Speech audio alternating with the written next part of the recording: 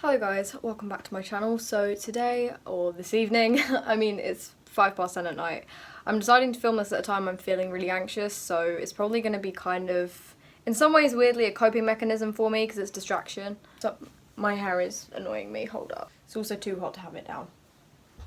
Wow, an amazing hairdo. Now, I know some of you guys are new to my channel, and if you are, then you will not be aware of this until now.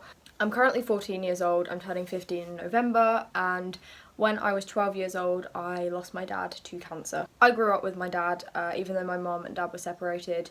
We grew up as a family. So yeah, I think a lot of people, the reason I mention this is I think a lot of people, when I say my mum and dad were separated, kind of don't feel my loss as much because they would assume it's not a family unit, but it really, really was. Even though my mum and dad were separated, I had such a family unit growing up. And I used to still have like so much time with my dad. He was a huge part of my life and I could not imagine not having him. It was a huge fear of mine, and growing up my biggest fear was losing anyone that I loved. But obviously the reassurance I had was that I was so young and that my parents were not going to be passing away anytime soon, and neither was my nan. 2 days before Christmas of 2016, my dad, so I just turned 12, my dad got diagnosed with lung cancer, and in May of 2017 he passed away. But I still think to this day, despite the fact it's been 2 years, it hasn't really kicked in that he's passed away yet, and I don't know if people will get what I mean by that. Obviously I know he's passed away, I know that that's the case. That's just common sense. Obviously I knew it and I had to come to terms with it, and it's been really tough to get to where I am now. But I feel like I haven't hit the grieving stage yet properly, so I'm only going to talk about what I've currently gone through. And I feel like losing someone like that, I mean, I currently am suffering with dissociation a lot and have been pretty much since a couple of months after he died. I think it was my brain's way of just coping and going, nope, can't deal with this, and letting go of everything and making me feel really zoned out 24/7, and I'm yet to come back from that. I remember so vividly the day that I started feeling zoned out, and it happened really suddenly, and I just popped to the shop. I was waiting for a friend to come around. I came through the front door and everything felt so blurry, and it hasn't changed since that day. Anyway, I asked you guys on Instagram if any of you had questions, which quite a few of you did. So I've screenshotted them and I'm just going to speak about the different things you guys want me to speak about. I'm definitely in a place that I feel happy to do this. I hope no one takes it the wrong way and thinks that like it's going to make me upset or anything like that. Obviously it's an upsetting subject, but I'm at a stage now, 2 years on, where I'm definitely comfortable enough to talk about this. And if I don't feel comfortable at any point, I will just turn the camera off. So if this goes up, then obviously everything was fine. Now this is a tough one because my way of coping probably isn't the best way, and I feel like coping with grief is something so personal to everyone. Like there's no right or wrong way to do it, and everyone finds their own path. Like it's not really something that you can feel and then like, how am I going to explain this?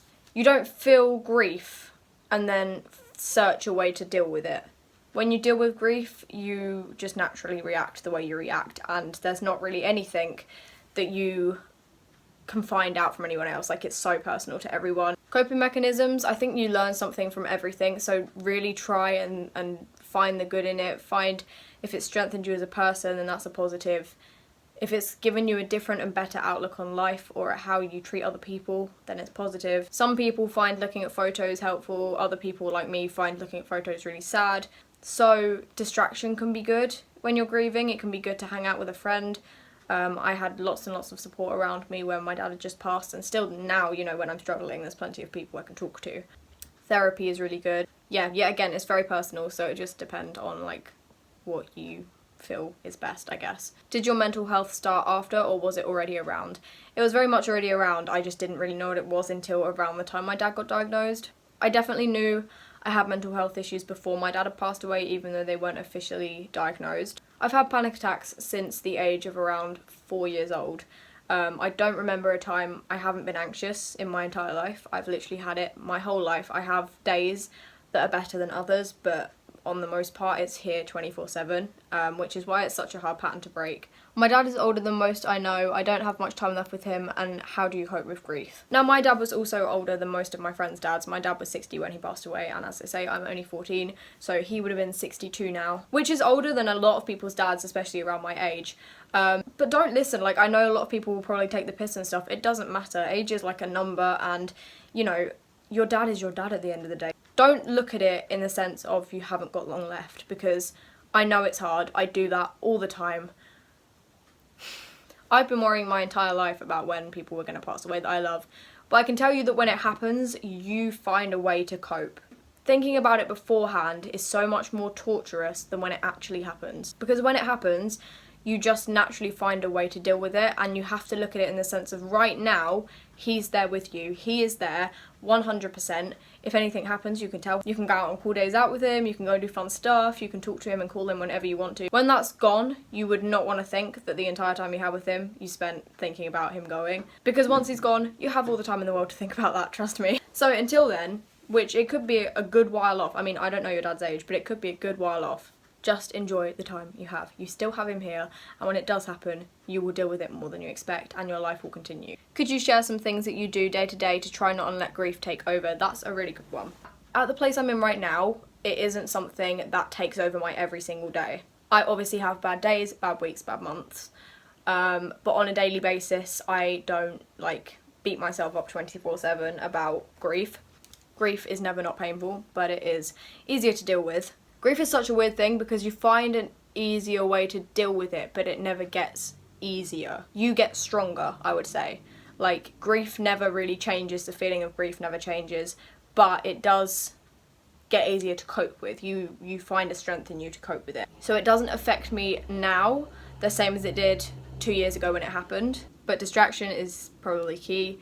And then, yeah, again, finding personal techniques. Did you go to a therapist after? Not for over a year. I started therapy in June of 2018. I don't remember it all that clearly. That year is so incredibly blurred because of all of that happening. But I did speak to people, just not a therapist until last year. How does it affect you now? It affects me in so many ways. I'm still, like, developing as a person. A lot of people don't think I'm 14 years old because I'm maybe more mature than most 14-year-olds. I definitely believe in what you go through ages you, not like actual years of age. I'm glad when I was younger that I didn't grow up really quick, because I was definitely that kid in school that wasn't into makeup and hair and style as quick as everyone else. I was still into, like, playing with my toys in, like, year 5. Even year 6, I was still, like, I was not popular at all because I just wasn't classed as cool. But then when my dad passed away, I had to age up so quickly that I'm so glad I had that childhood time. I'm also sad my dad can't see me now. Like, I can't talk to him now. I think our conversations and just our topic of conversation and everything would be so different now than it was then. Did you find that there were stages to your grief? 100%. There still is. I haven't reached all the stages. There was definitely stages of anger. Disbelief was definitely one of them and still is now. A lot of anger at myself, a lot of anger at the situation. How to deal with reminders about the loss. Ooh, that's a hard one, because I know when Father's Day and stuff comes up and the shops are absolutely filled with Father's Day things, and Father's Day adverts are on TV and on Instagram and everywhere, and all that anyone's talking about is their dad. That can be extremely tough, and I'm not the best at dealing with it. I think I went into a whole ramble here about something completely off topic, but what I probably should have just said is to learn to be able to look at things that remind you of the person in a positive way instead of a bad reminder, because it was still an amazing person that you loved so much. So it's nice when you get to a stage where you can kind of look at something that reminds you of them and go, oh yeah, them, I loved them, I still love them. That's great in memory of them, instead of like, oh, it makes me so sad. But yeah, it takes a while to get to that stage, but you can do it. It is okay to be upset, it's okay to cry. I can't express that enough because I just didn't do it enough and I don't do it enough. And sometimes I have to sit myself down when I'm feeling bad, stick on my sad playlist and have a good sob, because it gets it out so well. Anyway, that is the end of this video. I know it was deep. I hope you guys enjoyed it in the best way you could have done. I mean, I know it's a sad video. Also, just as I thought it was fitting for this video, I decided today to stick and poke ... onto my finger.